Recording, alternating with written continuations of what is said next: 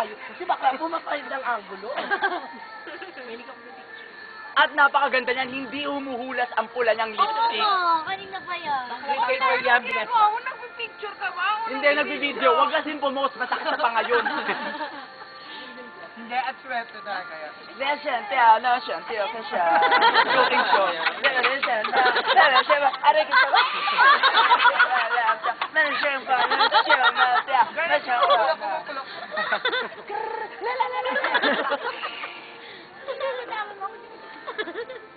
Kung may mangyari sa akin, okay lang ba sa'yo? Meron. Bakla pa nangyari sa'yo. Hindi, mabait naman si Sam. Meron, kasi siyang hawak. Nandun Ay, ako. hinalo mo yung buto? Uy, bakla. Andun ako sa cottage, 50 Dapat hindi mo hinalo. Nakakatuwa siya, yung pinaghahatian niya, yung may plastic, kaya pagkain mo ng kamatis, George.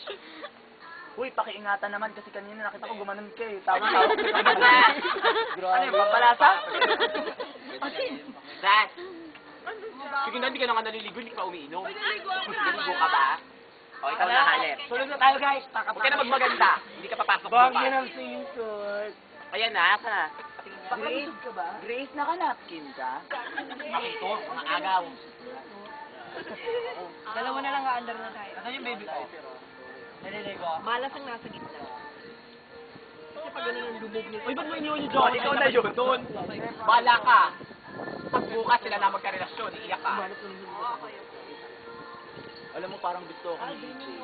Ginagano niya ako ng tubig hanggang sa malunod ako. Ay, matigas ba? Sorry ah. Bakla mo sa natin. Agad siya, kararating lang yan. Pwesto na agad. Talagang chester ko. Hindi iced tea. Ito yung nakakatuwa eh. Tayo magkakaibigan, hindi uso sa atin ang reduce. Dennis, di ba? Kasi reduce yan, di Uy, ba? hindi ako pwede. Walang reduce bakla eh.